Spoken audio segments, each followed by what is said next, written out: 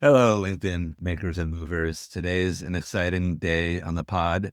It's our first double interview and our first international guest. We have two powerhouse marketing leaders and fractional CMOs based in the UK. They're known for their comedic takes on all too common problems we face in B2B marketing.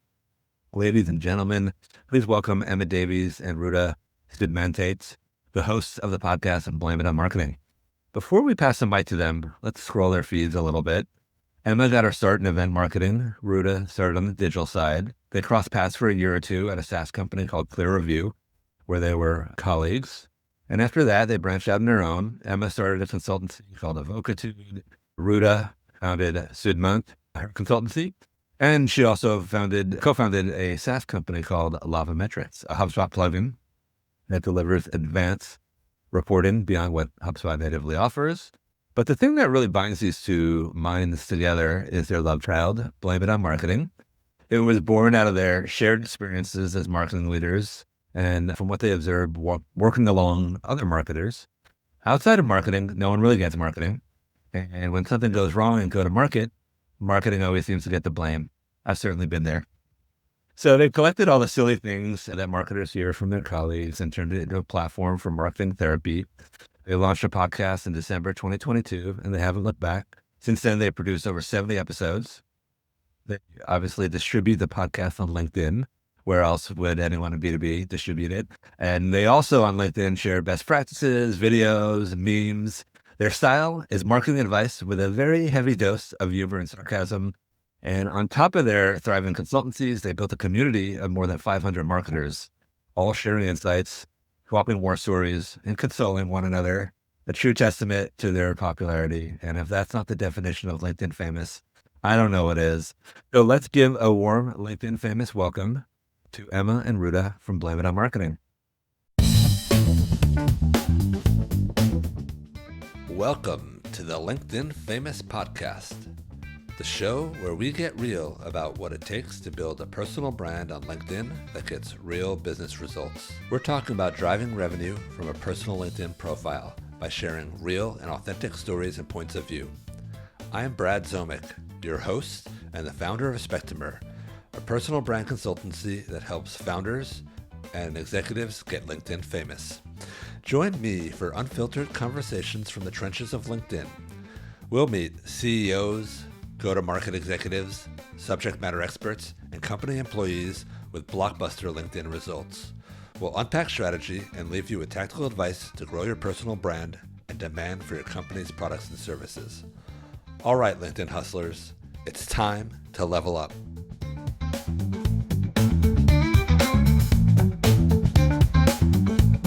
Thank you. I don't know if we have anything to add to that. I think we're done now. That was a glittering introduction. Well, if you'd like to double click on anything, feel free.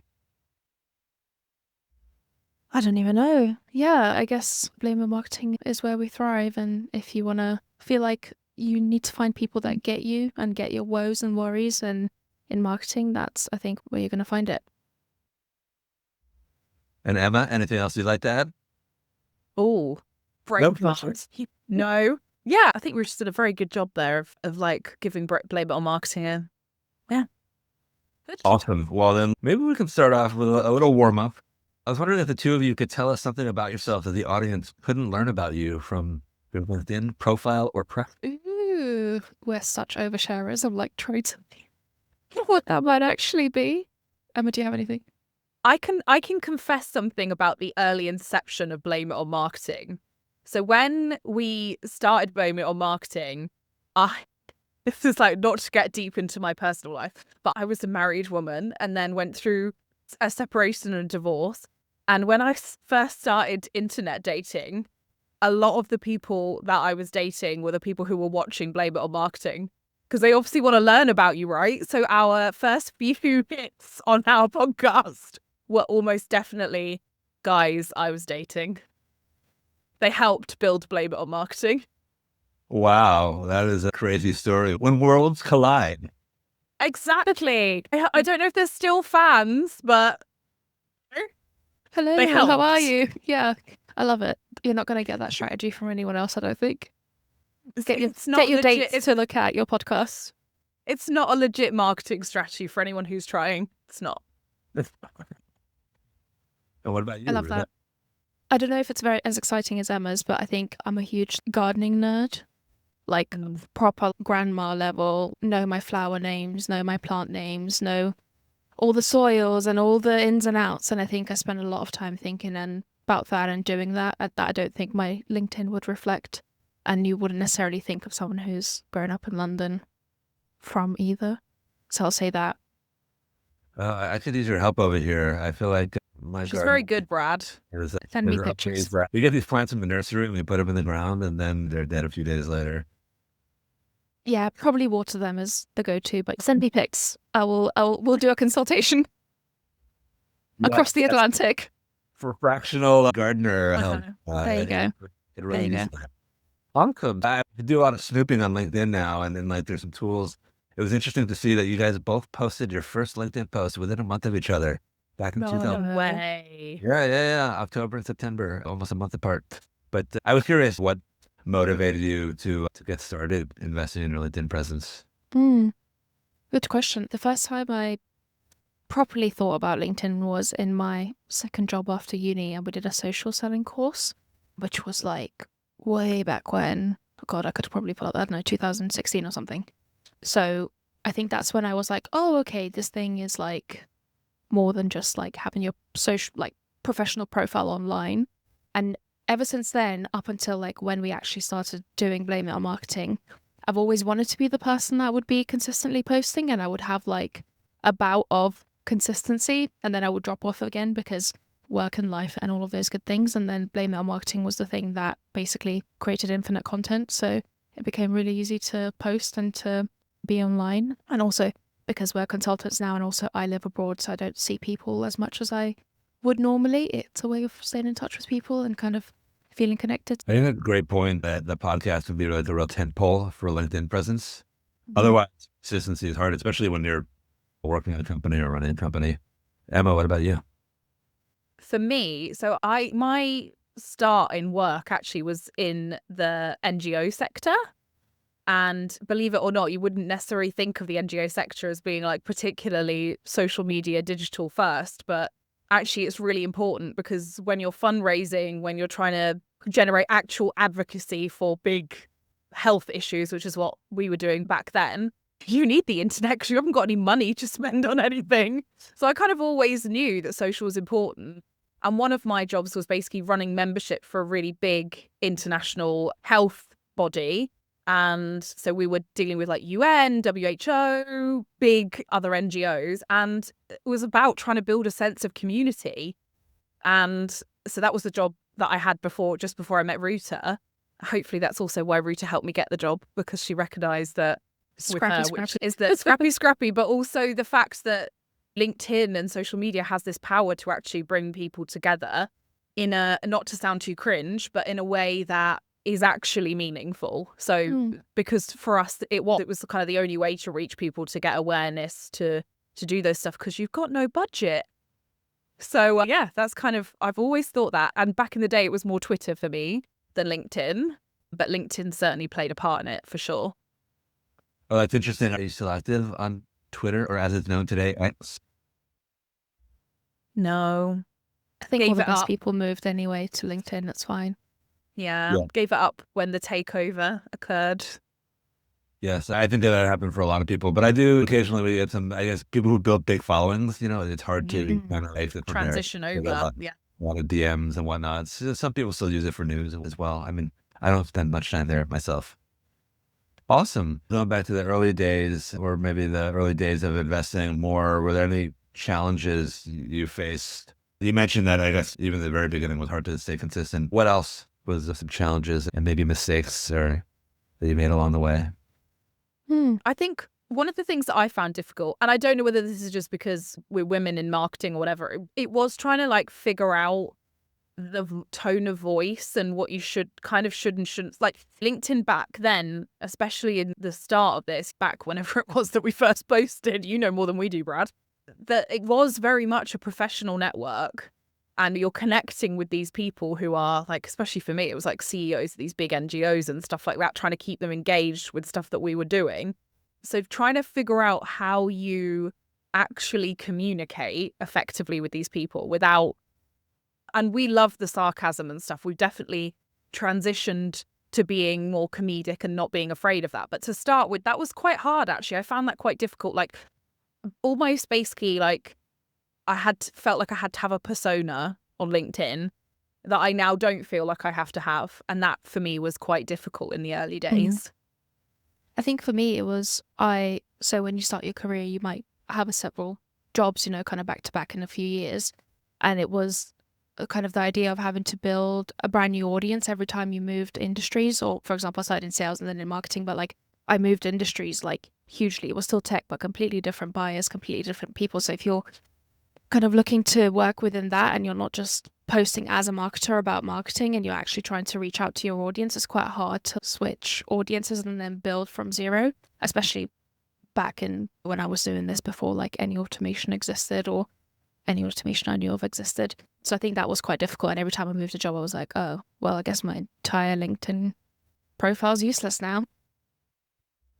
But it sounds like you guys faced a similar challenge in the pivoting. Was that a function of did things start clicking when you, I guess, recultivated your network?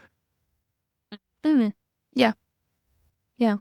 And it was early days as well, like of LinkedIn and people going viral on LinkedIn. So no one really knew what they were doing.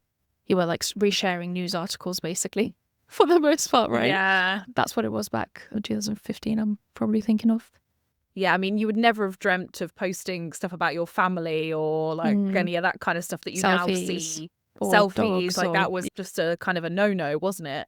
But I think, I'll be honest, I think the real transition for me happened once we had left Clear Review and we had gone into this consultancy world that we find ourselves in now. And when we started Blame It on Marketing, because we kind of unlocked like Pandora's box. We were like, oh, I can say whatever the hell I want. Or like the only recourse there's going to be for that is on me. Whereas previously you're representing a company. Now the only person I'm representing is myself. And by proxy Ruta. She doesn't mind what I say though, so it's fine. But that impact is, and kind of getting over that moment of being like, oh, I really can say whatever I want now is kind of it's the first time in my life that I've had that from a work point of view, for sure. Like just, yeah, feeling like you're listened to as well. Yeah, I think that's a great point. When you're inside a company, there's, I guess, well, it depends on the company, right? Obviously, certain companies are encourage the employee to say what they want to say under the umbrella of whatever's going on in the company. You think about companies like Gong and Outreach, but those are companies that really were on the leading edge, or maybe Refined Labs, but it's all within a strategy. Whereas when you're out on your own, you're marketing yourself, right? And you kind of have to, it goes from like a professional to personal brand. And I guess you got to find your purple cow. Let's talk about the way things are today. You guys have your podcast, you guys have your companies. How do you approach LinkedIn in general? Strategy, execution. Once the train is on the tracks and going, you kind of got to keep it up, right? Yeah. How does that work for you guys? Emma's very, very good with her posts and her consistency. So if you see posts on Blame It on Marketing, it's not me, it's Emma getting 2 posts a day out. So thank you for that. Yeah, I think there's posting consistency, and if find a system that works for you. If doing it in the moment works for you, that's great. If scheduling a bunch of stuff works for you, that's great. I think also we've built quite a few systems around LinkedIn now. So when we're thinking about Blame It on Marketing, we make sure that we automate invites to everyone from our personal profile, so we connect with them and they see our content, we say hello, etc., send them to where they need to be sent. We try to tag people and get people to tag us and vice versa, share a bunch of different content. So it's all kind of building one on top of each other. I think like find a system, refine it, do it, and then once that's good, make something else on top. I don't know how much detail you want to get into when it comes to the process side of things. Do you mean guests in particular that come on the show, or people that are... And so people that, for example, follow Blame It on Marketing, we like connect with everyone and that kind of thing, yeah. And then guests in terms of sharing and giving them access to content and encouraging them to write posts. Oh, that's smart. Do you automate that? Yeah, so we do. What tool helps you see who's coming? And so the first bit is it's automated for us, but somebody actually does it. So we pay someone to go in and look at every person that's followed, put their LinkedIn URL in a spreadsheet, and then we take that spreadsheet and then pop it into Dripify and then connect with every person that's been following Playmail marketing. Yeah, Dripify, I'm a fan of that tool. Very good. It's very good. I don't know, Emma, what's the process look like for you? Because you're very much more on the content. and Yeah. I think Daily side. it's interesting, isn't it? So like my methodologies for the different like profiles are obviously different. So because obviously at certain points sometimes we're managing loads of different LinkedIn profiles, right? Because we might also have clients in the mix at the same time as like Brain Metal Marketing, Advocatude, Studman, like Lava, and then our own. And yeah, I kind of almost see them as like different characters. Like the company profiles are like different characters. I guess it's like a persona, but I do think they have these sort of different character traits, and that is kind of how I approach writing the content. Like Blame It on Marketing is basically how sarcastic can we be before somebody So they have. to us tells us to stop. Definitely. It's very sarcastic, we try to be as dry and as witty as we possibly can be, which is not always easy. You kind of have to be in the mood for that if that's your content style, right? Like some of the LinkedIn influencers who create just comedy, Tom Boston, Will, Aitken, those guys who are just comedy, it is hard to sometimes just pull that out of the box all the time because sometimes you're just not feeling funny. So you have to ride the wave when you are. And it's the same with your own personal profile. I think it's good to have a mixture and kind of have a rough idea in your head of what the mixture of content posts are going to be, even if you're like, I know that roughly one post a week will probably be something personal, 3 posts of the week will be something about marketing, and then there's one left over for something, maybe something that happened that week. Then you kind of know what the rough mixture is. So I kind of have that in my head for my own profile. But yeah, for Blame It on Marketing, it's all about when the feeling is there. When I think of something funny, which is not all the time, because sometimes, if it's funny. And sometimes you're on a roll and you can write like a week's worth of posts and you've got the good stuff happening. But that's not easy to turn on and off. Yeah, I was actually curious about that. So comedy element, is there any planning or anything that you do to invoke that? Have a glass of wine. No, in all honesty, for me, when it comes to the comedy stuff, I don't know how you feel about this, Ruta, but the sense of humor comes from the everyday. So the more interaction I have with people in the day, the more likely there's going to be some comedy kind of comes out. And then, then we can kind of I think it's a bit easier when you're working with a yeah. video as well, right? Like you can pull from the video and kind of either exaggerate something or make a joke about something and relate it to something. So when it's coming from the podcast videos, it's a little bit easier that you're not starting from zero. But generally, I'll like wake up on a Monday morning and however I'm feeling is what ends up on Blame It on Marketing on a Monday morning. If it's existential dread, that's what you get. So some of it is impromptu and there's structure for everything else. The question is, how much of it is impromptu versus planned? Oh, Blame It on Marketing. I'd say like half an hour. Probably, Yeah. if not sometimes more. Yeah, it depends if we're in season or not. Yeah. Yeah, if it's a season, then obviously there's sort of like a bit of a like, well, the episode goes out on Thursday, so there's going to be a post about that on Thursday. But I also still will wait to watch the videos before I write the content. So there's an element of impromptu because I need to see what the videos are like. But the pure, just like, I keep calling it shit posting, which is not a great way of talking about it. What we do. But if we want to talk about those posts, the specific category of those posts, they are all impromptu. So that is like, is the comedy head, the silly head, or the sarcastic head on? And that's what you get.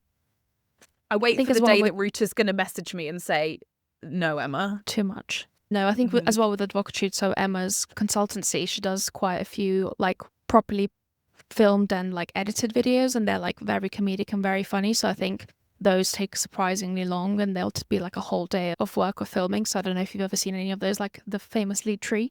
But yeah, if you're watching videos like that, they take ages. I've seen one or two, I guess, that seem to be filmed on the farm. Down in the countryside, yeah. Yeah, those are very funny. I do know a little bit about that. The work style videos, they take quite a bit of time to script, to film, to edit. I've dabbled in those, and I guess I don't do them often, but they're really hard. They're really hard work and it's so draining. And our colleague Liam, who produces and directs them and films them and edits them, bless him, he is a taskmaster. So the scenes are redone.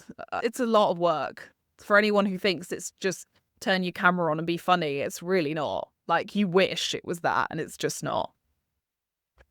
I'm curious about the personal profile content. How does that play a role? And is there another system for that too that you guys individualize? I feel like for me a lot of it is documentation. So if I'm doing something that's obviously marketing, because I'm a marketer, my audience is marketers, I will try to then pause and just put it online and be like, hey, I'm doing this thing, if anyone's interested, because I think I find systems and processes really satisfying. So I'm always like looking to share with people what I'm doing. And then for me, a lot of it is just resharing and reposting the things that we're doing already. Again, there's never a lack of content when you're in season, so you're trying to time stuff. Although I try not to time things, and I try not to worry about what time I'm posting things, because it's not an optimization I care about. But sometimes you're like, oh, I've got all this stuff in my head. I can't post 5 times on LinkedIn today. So you schedule stuff out. But yeah, I think that's the only difference for me. It's just a bit more of a document what's going on. Yeah, that's an interesting point you make. I think there's all these unspoken rules or best practices, like not really supposed to post more than once a day on LinkedIn. But I think more and more I see people breaking those. And yeah, do you guys find that you're bending those often, or? Yeah. We double post on Blame Marketing. We try to. Yeah, we try to do 2 a certainly day try on to. Blame Marketing, and then on personals, it's whatever comes out. Yeah. Yeah, I'd be really intrigued to see the data on the optimizations, like time and how many times, and to see if it's. I assume if your content is already optimized to the nth degree and your strategy is optimized to the nth degree, then optimizing the times and the schedules will probably have an effect. But if the difference is between not posting and posting, just put it up there. Right. Looking forward to the next week. How much of your stuff, maybe individually or and blame it on marketing, is locked and loaded for a couple of weeks out versus like still needs to be filled? So, well, I can tell you because I did the Blame It on Marketing one stuff this morning. Because we were having some LinkedIn rants about things, and I was like, oh, I can write a couple of posts. So really, LinkedIn is only scheduled till Wednesday for Blame It on Marketing. I have nothing personally scheduled. It's Monday. So and I have nothing personally scheduled in my. So we're living dangerously. Yeah, me too. I'm working on a AI task benchmark report, so I know I've got infinite content to be posting every day, so I'm not worried about the fact that I'm not scheduling. I'll just be posting little crops of stuff every day. But sometimes I'll go a long time without posting, and that's fine. I don't kill myself over it. That's awesome. I think, yeah, it just goes to show you don't have to necessarily feel like you're in the hamster wheel post when you have something to say. I'm a big believer in comments as well. If I'm not posting, I will be commenting, and like that is where half of my interaction with LinkedIn comes. And I think it's actually a really great way to cut through at the moment. Great comments.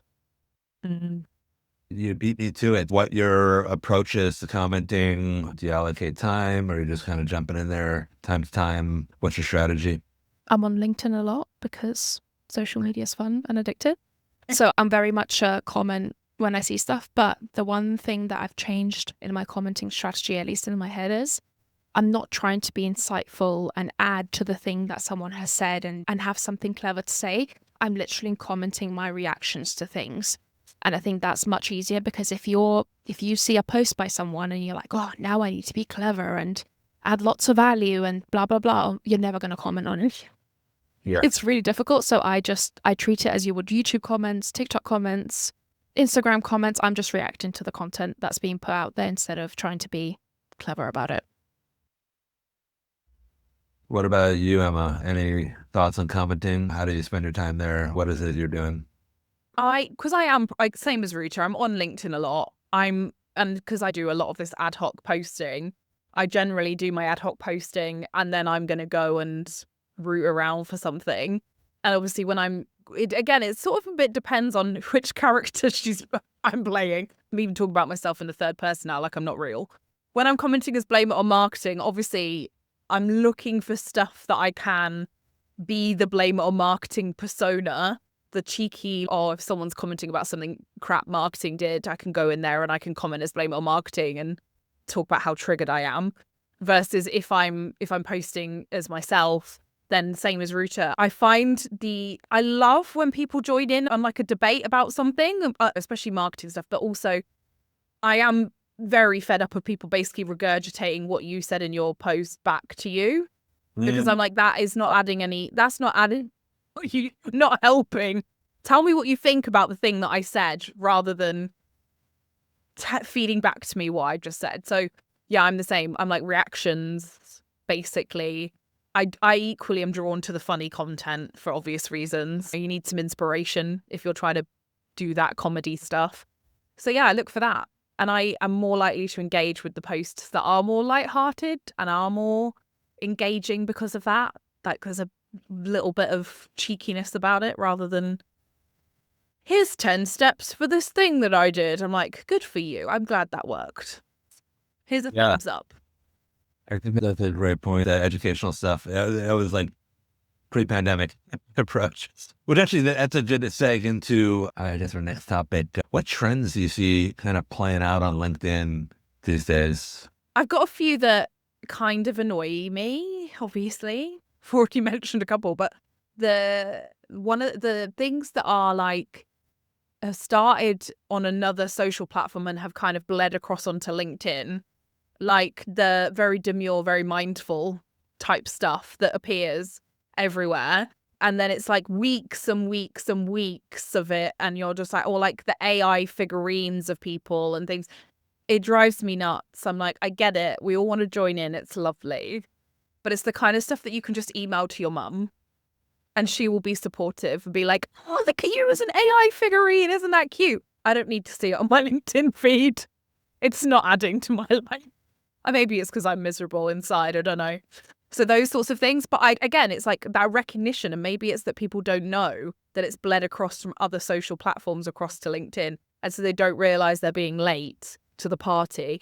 But the one thing I would say about this is my cautionary tale is that you obviously, if you are going to jump on a trend like that, you should see where that started. You should do a little bit of research about where that came from.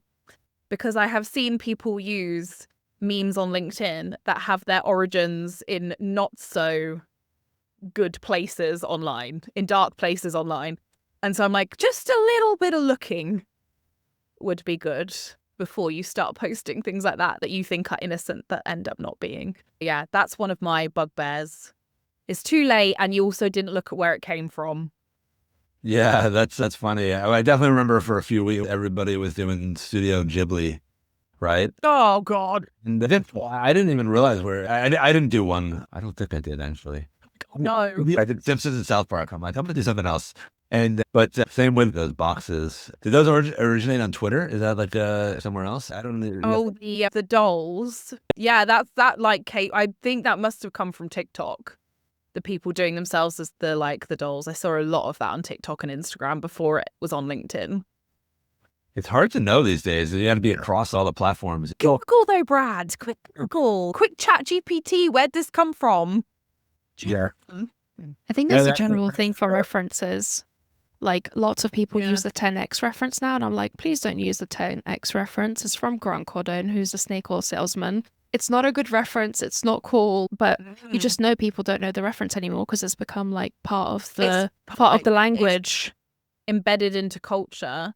One of the ones that worries me the most is you see people using Pepe the Frog. Do you know who Pepe the Frog is? Yes. And I'm like, yeah. No, never Pepe the Frog. Not okay. Origins not good. So you just need a little. Sometimes just check before you make your move. And all it is a 30-second check, like just before you go to do it. That's all I'm asking for. The 10x thing is a good point too. Definitely Grant Cardone went like red pill here in the US. But I think there was a point, I don't know. I feel like 10x is almost like very startup-y too. Most people, yeah, you're right. Most people just don't know where it came from. Research the trends if you're going to jump on the bandwagon. Any other trends that you see playing out? Yeah, I think it's less of a trend, more of a platform thing for LinkedIn. It's very much becoming pay to play. So individual creators can promote their posts. There's now a paid for premium version of the LinkedIn company page. We do tests here and there with Blame It on Marketing and seeing what happens if we promote posts. And it's all very clearly geared towards that, which is fine. LinkedIn is a business and they have to make their money. But I think between engagement pods and then pay to play, if you're upset about what your LinkedIn feed looks like, that's probably why you're seeing those posts. So it can be quite frustrating if you are creating really good content and you're being consistent and you think you're doing all the right stuff, but maybe you're still not getting the traction you think you should be getting. And it's probably because of those things. It does make it very difficult, I think, that pay to play Mhm. thing to have this so, at its core, whether you like this or not, LinkedIn is supposed to be a professional network for people to make connections with people in the same industries, whatever, as yourself. And it is very difficult then if you are running a small business that hasn't got the budget or the resource behind that stuff, but has got really good stuff to say to make any kind of like impact. Because if you're now late to the party, which a lot of people are at this point, you can't really get anywhere with LinkedIn now for those people.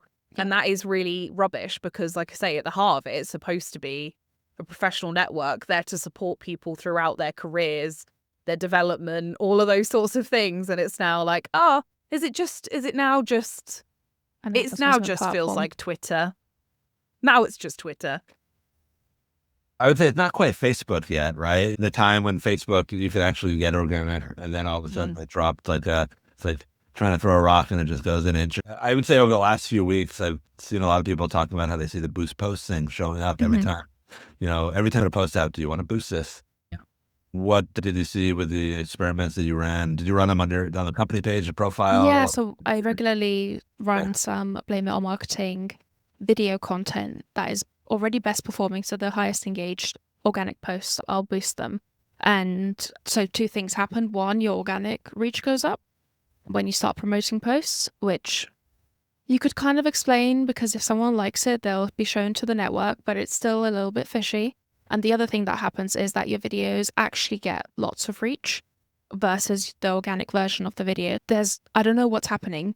LinkedIn did this whole push for video and they're still advertising how great video is for LinkedIn. LinkedIn themselves are advertising it, but videos have been massively deprioritized on the timeline. So now you kind of have to pay to get your videos into the timeline, which is just a hilarious thing to be doing. So yeah, the content formats and the kind of reach is all very much dependent. So when you're sponsoring posts, your profile gets seen more organically. And when you're sponsoring formats that are allegedly good, they'll get seen more, even if they don't get seen on organic, which you think those two things would be related. If it's good on organic, it's good on paid.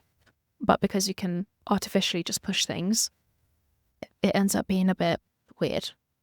Have you seen any difference in efficiency using just like the boost post feature versus being in the ads manager? I prefer the ads manager because so I like to have quite a few videos per audience per campaign because of audience penetration, and you don't want them to be seeing the same stuff. Whilst with boost posts, you're not necessarily in the same audience segment every single time exactly because you're having to do it one by one. So I have preferred the advertise function, but I don't know, like in terms of money, if it's any cheaper to do boost post in terms of like what you get per what you pay. I like the control of the advertiser. I think it makes more sense. And I've done that with clients where we've boosted a podcast. It's in a similar context. The boost posts don't perform as well as the actual like setting up adverts in the kind of campaign manager part.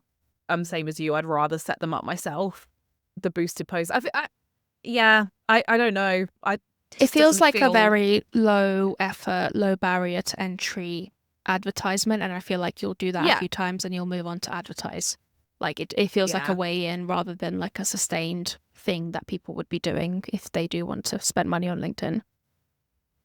Right. Yeah. I think actually it's more of like I don't know, the retail versus the wholesale. And most likely they're probably raking a lot of money from people who don't know anything. And so I had a client go and test it out and they put in $30 and it actually, the post was already going quote unquote viral. It was doing well. And they put in $30 but the targeting was out of control. Like people are doing things with the targeting that aren't professional and potentially it got a lot of impressions. I don't know, Yeah. like from 5 to 30,000, but were those impressions good impressions? Probably not. Oh, fair, Well, yeah. that's the thing, isn't it? That what did it get you? Like, that's the thing. It's great. You boosted a post. Some people saw your video, but what did it actually get you? Did it increase? Did it even Yeah. increase your followership? Which is sometimes, especially for like company pages, not necessarily the most important thing in the world ever. But did it even do that? Yeah. Unlikely. Did it? Yeah. Yeah. I'm also seeing a lot of interesting businesses advertised on LinkedIn, and I wonder if Weird. there's like an agency pumping out LinkedIn ads for businesses like personal trainers or, I don't know, well-being coaches on LinkedIn. And I get that the professionals are there that can pay for it, but it's not the thing you would buy or click on LinkedIn either. So there's a misalignment, and I'm seeing a lot of that. It feels very like end of LinkedIn pipeline days. Yeah. Clutching at straws day. Yeah. I haven't seen that, but I'll see like these ads from strange places, like a big oil and gas company or a big telecom company. And it's like they have these like thought leaders in the company promoting random stuff, whereas you'd expect B2B services. It's just strange to see that type of stuff. So it's kind of the Wild West there with LinkedIn ads still. I mean, after all this time, the product is fairly mature, but I think the penetration probably not that great. But I guess The influence LinkedIn ads. I mean, like any social media ad, I think there's like a specific use, especially in our field for B2B, predominantly B2B SaaS companies. Like when we work with clients, it's a very specific use that we're using the ads for. Like we kind of know not getting demos booked, like off the back of a LinkedIn ad. So, and if you do, well done you, good for you. But it's not that straightforward. So we got to use them for different purposes. And yeah, but there are a lot of people playing around with it. I think you're right, that are just like, hey, we haven't tried this before. Let's do that. Yeah. I think the other thing, I don't know if we should go there, but the attribution is pretty difficult as well, right? Oh, yeah. All right, great. Maybe we should switch gears. Let's talk about the impact of LinkedIn on your business career. Maybe before we get to that, do you guys do anything? Are you tracking your engagement at all? A little bit. I think we track more for Blame Our Marketing than we do for our own personal profiles. Oh, yeah. Yeah. Yeah. Blame it on marketing because we have had sponsorship of the podcast, and that is obviously something that people are interested in. So from that point of view, yes. From does it dictate what we do and what we say? Absolutely not. So from the kind of, yeah, from one side, yes. On the other side, no. Do you look at kind of like what's performing and what's not? Yeah. Types of post in particular. Yeah. What types of posts are doing well right now? Carousels and basically selfies. You're flipping annoying. It's not going away. Yeah. Feeding the algorithm here. They're performative, but it makes a lot of sense because it's almost this digital proxy for being at the water cooler or the networking event, and people buy for people, right? So they want to see what we're up to. Yeah, I tell my clients to kind of bank up some selfies. Some of them just don't like doing it, but unfortunately, it's just the way things work, right? We don't mind the authentic selfie. They're like, oh, I'm actually at a thing doing a thing. What I don't like is the fake selfies of people who've got a photographer and they're in a coffee shop drinking a matcha you're a latte. photographer or videographer on LinkedIn. That's the only time it makes sense. Yeah, it's the fake. The fake things that I'm like. Like some people have full profiles, like their entire profile is selfie post, selfie post, selfie post, and it's like, that's a lot. That's a lot. Yeah, it is. How has LinkedIn impacted your life and career? Jury's out. I feel like Blame It on Marketing is a very divisive. Marmite. It's Marmite. So we have definitely found lots of people that are like us, that love it, that get it, that are super open and honest about the good and the bad of what our jobs are. And we've definitely met quite a few people that are not on the same side and would not ever engage in that kind of conversation with us. So yeah, it's a little bit scary sometimes because you're like, I can't roll back 88 episodes of me trying shit about marketing now. It's too late. So we're just going to have to double down. We're going to double down. And also, I think that is the thing. So yeah, we do sometimes get negative comments or negative messages from people who are like, you're not doing yourselves any favor. This is kind of sometimes unprofessional. I don't know what impact that has on our client work, because I sort of feel like you wouldn't work with us unless you like the approach that we have, and therefore you're like, we want some of that because we need some of that. We need people to be honest with us. But I'm sure that has put people off working with us. And it's great when things are good, you can be like, that's fine. If they don't want to work with you, that's fine. But in reality, we've got bills to pay. So you don't always want to be putting people off you on social media. So yeah, that's quite, but we don't really ever know, because some people say it in the background and some people say it to your face, and it just depends on the person. Right. If you have a community of 500 people hanging out and talking to each other, I think something's working, right? Absolutely. Yeah. Yeah. And if sometimes it really feels like it is, but also our audience goal is marketers, right? So we work with CEOs. It doesn't mean that the CEOs like the content we're putting out. So it's a double-edged sword in that sense. And sometimes you get lots of lovely comments and lots of people reaching out and being like, oh my God, finally someone gets me. And we're like, yes, we're here for you. And then sometimes you get comments from people that you thought like you and are your friends, and you're like, you're being very unprofessional here and you should stop this. And you're like, I don't think you get it. Yeah. And there have been also like comments from clients that we've worked with that, even though they obviously want to work with Ruta and I, they like the honesty, they like the kind of, you want to work with us because we want to understand what's actually working, and we're going to tell you when it's not. And that's our kind of approach to marketing and the podcast, right? It's like, let's get out in the open and talk about it, and then we can fix it. But I have had CEOs worry about like, oh, I hope you're not talking about me. I hope you're not, what wasn't me you were talking about? And I'm like, no. People like, most of the time, a lot of it comes from other marketers that we talk to, and we kind of also, turn we their have stories guests, into right? our So stories. like, yeah. So we, it's like we hear things from the community and we kind of bring that to the table. Whereas maybe in the early days, it was us talking about ourselves, whereas it's probably less like that now. All right. Well, I'll be watching that space. All right. To round out the end of the episode, we're going to do a lightning round. You guys ready? Yay. All right. First one. And I guess you have to take turns. Introvert or extrovert? I'm an introverted extrovert. Oh, okay. The same, yeah. Oh, Yeah, we're both the same. Yeah. Okay. You never know. I mean, there's a lot of people who come on here and you think are super extroverted, and they're not. Do you think today, in its current form, LinkedIn is overrated or underrated? Overrated. Overrated. Oh, wow. Okay. I'm going to find a new platform to distribute this. You said it's in its current form. I think there is a form where it would be incredible. It's current. It's gonna get it's there. hard. Yeah. What is a trend or a tactic on LinkedIn that you wish would go away? Comment beneath this post to get my ebook. Kill me. Very much on the same level, but engagement pods. I feel like they're cracking down on that. I saw a post not long ago that they're trying to throttle it or doing some things to kind of control it. If you were running LinkedIn for a day and you were like a product manager, what is the feature that you would change or improve? I would massively open up their APIs so that people can build products for LinkedIn. Oh, I love that. I can't beat that. Sorry. I've been thinking about that for a long time. You've been thinking about that for a long time. I actually would like, I've talked about this before, I would actually like LinkedIn to make a podcast feature, like a proper podcast feature, so that we can actually distribute the podcasts natively rather than having to be like, go on Apple. I like that. I really like that. Yes, that would be cool. Well, actually, Ruta, maybe I can double click on that. Is there something that you in particular want to build through the API?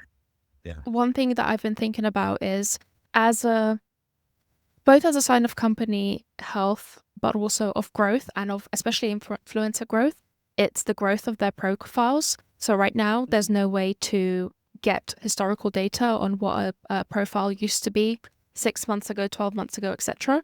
And because of engagement pods and because of people spending money in B2B on influencers, I think it would be really great to have something like, oh God, what's the YouTube equivalent? I forgot. Anyway, you can search anyone's profile and it will show you the growth rate of their account, essentially, to verify whether people are getting engagement pods or it's a valid audience that they're building. It's a legit growth.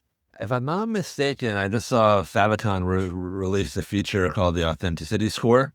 That has, it's like some sort of ratings influencer marketplace to show some of these stats. Not the thing I was referencing is Social Blade, if you've ever seen Social Blade for YouTube.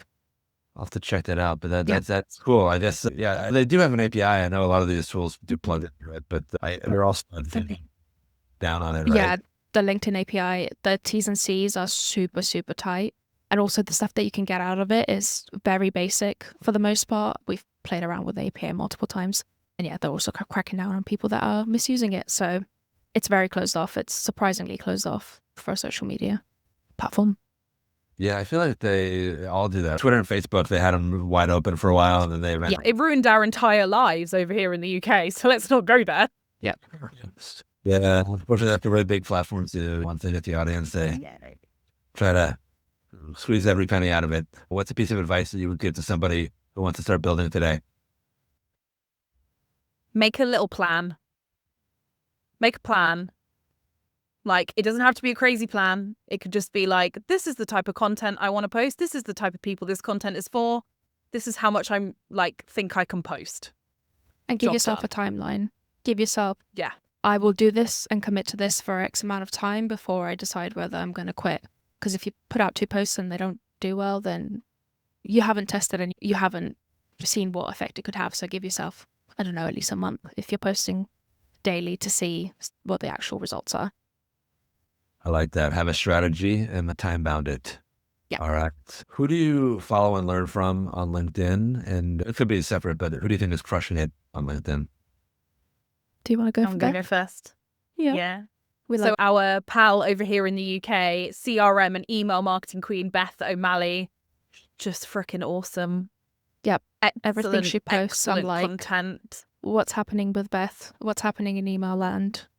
It's the personality, it's the content's good, it's interesting, it's niche, it's helpful, it's all of those. Tick, tick, tick. Love Corey Johnson from Synthesia. He's funny, uses LinkedIn like a normal social network, but also posts interesting stuff. And then anyone else? MC, yeah. MC Silver. Am I saying that right? Yeah. Yeah. She's at Sassiest, ex-ballerina, posts lots of really fantastic content about community and about building community on LinkedIn and outside of that. All right. Those are some new ones for me. I guess being a side of the pond. Yeah. We've got the European mix. Yeah. We've got the European lot. Yeah. It was the European mix as well, because MC's... She's in... Copenhagen. Copenhagen, yeah. I think so, yeah. All right. We got some new people to follow on the pod. We're nearing the end. I want to thank you guys both for joining us today. And everybody go follow Emma and Ruda and Blame It on Marketing. Got to give it a listen. Is there anything exciting happening at Blame It on Marketing consultancies that you want to share or promote? We are doing a whole season of podcast exchanges, which this is one of. So if you enjoyed listening to this, pop over to Blame It on Marketing, whatever platform you use, and there will be a podcast with Brad. We're doing CEO podcasts as a really good vehicle for the C-suite to get thought leadership out there, right? There we go. A podcast about podcasts. We love those. Yeah. And we will be in person at some events as well around the UK. So we'll be at Technology for Marketing in September, and we will be at the big Belfast meetup, obviously in Belfast. In November. We get about. I want to go to some of these international events. The Belfast one's good because we have a good time. It's Irish. Yeah, it's fun. All right. Well, everybody give Emma and Ruda a follow. And thank you again for being here. And until next time, let's stay connected. If you enjoyed this episode, follow Brad and Spectimer on LinkedIn for hot takes and tactical executive branding advice. For the readers in the audience, subscribe to LinkedIn Famous on Substack. And if you really love this episode, leave us a review on Apple Podcasts, Spotify, or the podcasting platform of your choice. Until next time, stay bold, authentic, and keep on creating.